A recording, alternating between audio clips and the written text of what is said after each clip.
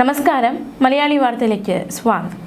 രാഹുൽ മാങ്കൂട്ടത്തിന്റെ അറസ്റ്റിലേക്ക് നയിച്ച മൂന്നാം പീഡന പരാതി നൽകിയ വിദേശത്തുള്ള യുവതിയുടെ രഹസ്യമൊഴിയെടുക്കാനുള്ള നീക്കത്തിലാണ് അന്വേഷണ സംഘം. യുവതി കഴിയുന്ന വിദേശ രാജ്യത്തെ ഇന്ത്യൻ എംബസി വഴി വീഡിയോ കോൺഫറൻസിലൂടെ രഹസ്യമൊഴി എടുക്കുക എന്ന നീക്കത്തിലാണ് SIT ആയിരിക്കുന്നത്. ഇതിനായി തിങ്കളാഴ്ച ഹൈക്കോടതിയുടെ അനുമതി തേടാൻ ഒരുങ്ങുകയാണ്. ഇന്നലെ ഇതുമായി ബന്ധപ്പെട്ട് SP പൂങ്കുഴലി യുവതിയുമായി ഫോണിൽ സംസാരിച്ചിരുന്നു. എന്തായാലും ഇനി ഈ ഒരു പരാതിക്കാരുടെ രഹസ്യമൊഴി എടുക്കുന്നു. ആ മൊഴിയെടുത്ത ശേഷം അടുത്ത നടപടികളിലേക്ക് അന്വേഷണ സംഘം കടക്കും. അതേസമയം രാഹുൽ മാങ്കൂട്ടത്തിൽ നിന്ന് പിടിച്ചെടുത്ത 2 ഫോണുകളും സാങ്കേതിക സംവിധാനം ഉപയോഗിച്ച് തുറക്കുക എന്നൊരു ശ്രമവും കൂടി SITയുടെ ഭാഗത്തു നിന്നും ഉണ്ട്. ഫോണിലെ മുഴുവൻ ഫയലുകളും പകർത്താൻ 2 TBയുടെ ഹാർഡ് ഡിസ്കുകൾ SIT സംഘം വാങ്ങിയിട്ടുണ്ട്. ഇതുവരെ ഫോണുകളുടെ പാസ്വേഡ് നൽകാൻ രാഹുൽ തയ്യാറായിട്ടില്ല. മാത്രമല്ല അന്വേഷണത്തോട് രാഹുൽ സഹകരിക്കുന്നില്ല എന്നടക്കമുള്ള കുറ്റപ്പെടുത്തലുകളൊക്കെ പുറത്തു വരുന്നുണ്ട്.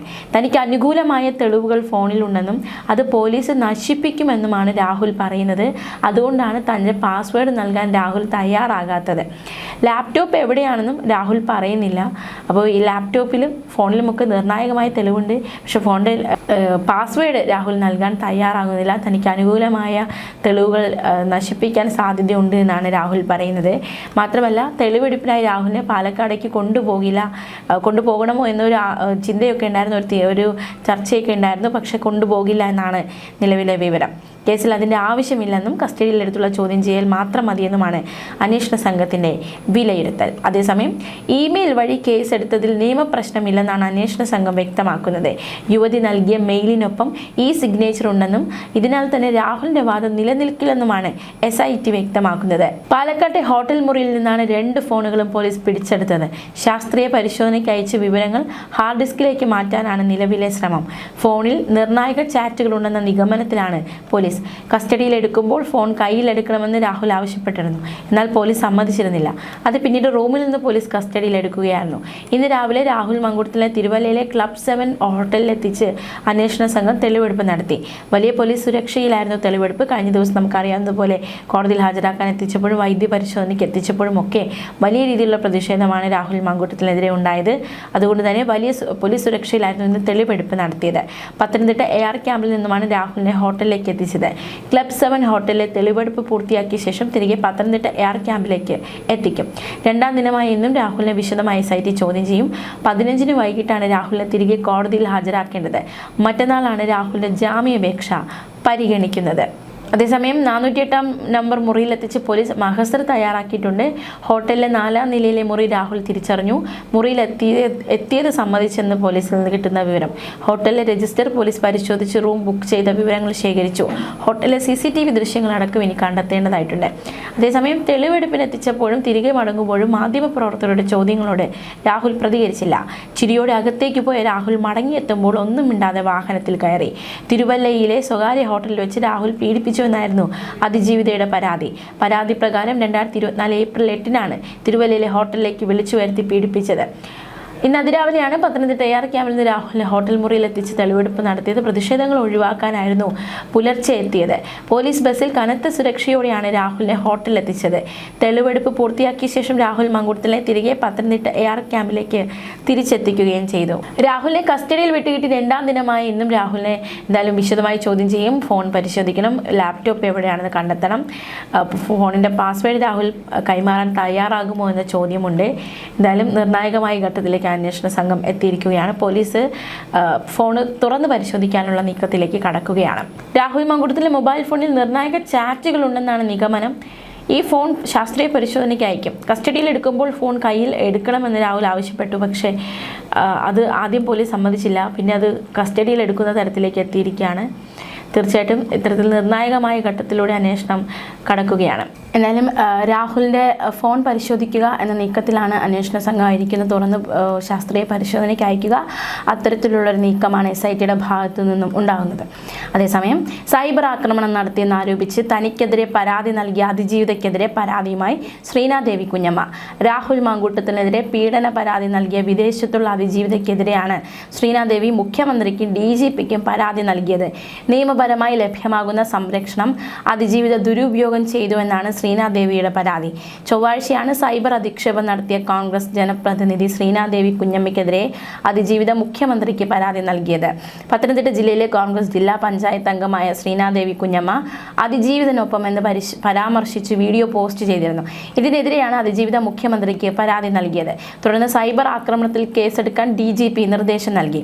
മുൻപും രാഹുൽ മാങ്കൂട്ടത്തിനെതിരെ ആരോപണം വന്നപ്പോൾ രാഹുലിനെ സംരക്ഷിക്കുന്ന നിലപാടാണ് ശ്രീനാദേവി സ്വീകരിച്ചത്. തദ്ദേശ തിരഞ്ഞെടുപ്പിന് തൊട്ടു മുൻപാണ് ശ്രീനാദേവി CPI നിന്നും കോൺഗ്രസിൽ ചേർന്നത്. എന്തായാലും കോൺഗ്രസ് നേതൃത്വത്തിനും അതിജീവിത പരാതി നൽകിയിട്ടുണ്ട്. തനിക്കെതിരായ സൈബർ ആക്രമണം തടയാൻ ഇടപെടണമെന്നാണ് അതിജീവിത കോൺഗ്രസ് നേതൃത്വത്തിന് നൽകിയ പരാതിയിൽ വ്യക്തമാക്കുന്നത്. KPCC അധ്യക്ഷൻ സണ്ണി ജോസഫ്, പ്രതിപക്ഷ നേതാവ് VD Satheesan, KPCC vice president Adoor Prakash, KPCC working പ്രസിഡന്റുമാരായ AP അനിൽകുമാർ, PC വിഷ്ണുനാഥ്, ഷാഫി പറമ്പിൽ എന്നിവർക്കാണ് അതിജീവിത പരാതി നൽകിയത്. ശ്രീനാദേവി കുഞ്ഞമ്മയ്ക്കെതിരെ പോലീസിലും അതിജീവിത പരാതി നൽകിയിരുന്നു. തന്റെ സ്വഭാവത്തെ അടക്കം മോശമായി ചിത്രീകരിച്ചുകൊണ്ടാണ് ശ്രീനാദേവി കുഞ്ഞമ്മ ഫേസ്ബുക്കിൽ വീഡിയോ പങ്കുവച്ചതെന്ന് അതിജീവിത പറയുന്നു. താൻ കടന്നുപോകുന്ന മാനസിക ശാരീരിക സംഘർഷങ്ങളെയോ തന്റെ പരാതിയുടെ ഉള്ളടക്കത്തെയോ കൃത്യമായി മനസ്സിലാക്കാതെയാണ് ശ്രീനാദേവി കുഞ്ഞമ്മയുടെ പ്രതികരണം. നിയമപരമായ സംരക്ഷണമുണ്ടെന്നിരിക്കെ തന്റെ വ്യക്തിത്വം വെളിപ്പെടുത്തുന്ന വിധത്തിലുള്ള പ്രതികരണങ്ങൾ ജീവന് തന്നെ ഭീഷണിയാണ്. കോൺഗ്രസ് നേതൃത്വം ഇടപെട്ട് ശ്രീനാദേവി കുഞ്ഞമ്മയെയും അവരെ പിന്തുണയ്ക്കുന്നവരെയും തന്നെ ആക്രമിക്കുന്നതിൽ നിന്നും അപമാനിക്കുന്നതിൽ നിന്നും തടയണം. ലൈംഗിക പീഡകരെയും അതിജീവിതരെ വേദനിപ്പിക്കുന്നവരെയും കോൺഗ്രസ് പാർട്ടി സംരക്ഷിക്കില്ലെന്ന് താൻ ഇപ്പോഴും വിശ്വസിക്കുന്നുവെന്നും അതിജീവിത പാർട്ടി നേതൃത്വത്തിന് നൽകിയ പരാതിയിൽ വ്യക്തമാക്കുകയാണ്. അതേസമയം ശ്രീനാദേവി കുഞ്ഞമ്മയെ വിമർശിച്ച് Pathanamthitta DCC vice president advocate Anil Thomas, പേരിന്റെ അർത്ഥത്തിന് വിപരീതമാണ് ഈ കുഞ്ഞമ്മ പറഞ്ഞുകൊണ്ടിരിക്കുന്നതെന്നും വെള്ളം കുടിച്ചു മരിച്ചാൽ ഭാഗ്യമെന്നുമായിരുന്നു അനിൽ തോമസ് ഫേസ്ബുക്കിൽ കുറിച്ചത്.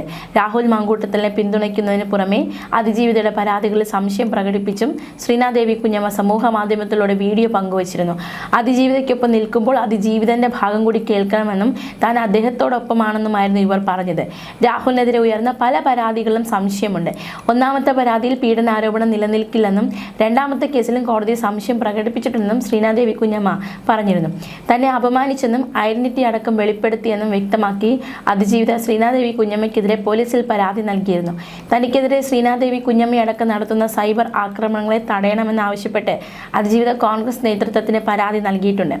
ശ്രീനാദേവി കുഞ്ഞമ്മയ്ക്കെതിരെ യൂത്ത് കോൺഗ്രസ് സംസ്ഥാന ജനറൽ സെക്രട്ടറി RV സ്നേഹയും രംഗത്തെത്തിയിരുന്നു. ചില തീരുമാനങ്ങൾ എടുക്കുമ്പോൾ പാർട്ടിയേക്കാൾ വലിയ നിലപാട് പാർട്ടി പ്രവർത്തകർക്കില്ല, അതാണ് കോൺഗ്രസ്. നിങ്ങൾ ഇന്നൊരു കോൺഗ്രസ്സുകാരിയാണ് എന്നായിരുന്നു സ്നേഹയുടെ കുറിപ്പ്. ശ്രീനാദേവി കുഞ്ഞമ്മയുടെ കോൺഗ്രസ് അംഗത്വത്തിന്റെ മെമ്പർഷിപ്പ് സംബന്ധിച്ച രസീതിന്റെ ചിത്രത്തോടൊപ്പമായിരുന്നു സ്നേഹയുടെ കുറിപ്പ്. തദ്ദേശ തിരഞ്ഞെടുപ്പ് കാലത്ത് CPI വിട്ട് കോൺഗ്രസിൽ ചേർന്ന നേതാവാണ് ശ്രീനാദേവി കുഞ്ഞമ്മ. CPIയുടെ പത്തനംതിട്ട ജില്ലാ പഞ്ചായത്ത് അംഗമായിരുന്നു ശ്രീനാദേവി കുഞ്ഞമ്മ. കഴിഞ്ഞ ദിവസമായിരുന്നു ഈ വീഡിയോയിലൂടെ, അതായത് താൻ അതിജീവിതനൊപ്പമാണ് എന്ന ഒരു പ്രതികരണവുമായി ശ്രീനാദേവി കുഞ്ഞമ്മ രംഗത്ത് വന്നത്. അതായത് പലയിടത്തും ചില സംശയങ്ങളുണ്ട് എന്നാണ് ഇവർ പറയുന്നത്. ഒന്നാമത്തെ പരാതിയിൽ പീഡന ആരോപണം നിലനിൽക്കില്ലെന്ന് കോടതി പറഞ്ഞിട്ടുണ്ടെന്നും രണ്ടാമത്തെ കേസിലും കോടതി സംശയം പ്രകടിപ്പിച്ചിട്ടുണ്ടെന്നും ശ്രീനാദേവി ചൂണ്ടിക്കാട്ടി. മൂന്നാമത്തെ പരാതിയിൽ പെൺകുട്ടി ഉപദ്രവിക്കപ്പെട്ടു എന്ന് കേൾക്കുമ്പോൾ വേദനയോടെ, എന്നാൽ പീഡനത്തിന് ശേഷം പ്രതി ചെരുപ്പ് വാങ്ങി നൽകിയെന്നും ഫ്ലാറ്റ് വാങ്ങാൻ ശ്രമിച്ചുവെന്നുമുള്ള മൊഴികൾ കേൾക്കുമ്പോൾ സ്വാഭാവികമായും സംശയം തോന്നുന്നുണ്ടെന്നാണ് ശ്രീനാദേവി പ്രതികരിച്ചത്. സ്ത്രീകൾ കുടുംബ ബന്ധങ്ങൾക്ക് കൂടുതൽ പ്രാധാന്യം നൽകണമെന്നും വിവാഹിതരാണെങ്കിൽ ആ ബന്ധത്തിന് വില കൽപ്പിക്കണമെന്നുമായിരുന്നു അവർ പറഞ്ഞത്. രാഹുൽ കുറ്റക്കാരനാണോ എന്ന് കോടതി തീരുമാനിക്കട്ടെ. പ്രഥമ ദൃഷ്ട്യാ തെറ്റ് കണ്ടതുകൊണ്ടാകാം പോലീസ് അറസ്റ്റ് ചെയ്തത്.